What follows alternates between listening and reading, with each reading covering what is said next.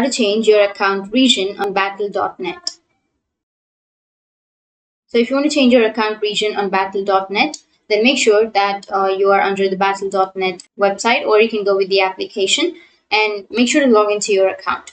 Once you've logged in, you can go with the support option, and here it has been taken to the battle.support options, right? So, and here, make sure that you're under the account option. First, make sure that you've logged in, and once you've logged in, you can go with the account, which is right here. And under that, you need to scroll down, and here you will have contact support option. Click on contact support and it will take you to this kind of page. And here you need to go with the second option, which is tell us about the issue, and then go with the option which is I would rather describe the issue. And here you need to provide a detailed description of the issue. Or you can go with I would rather categorize the issue and then go with the account option. And here you may have an option of change account details. Click on that, and here on the right side you will have change battle.net account country or region.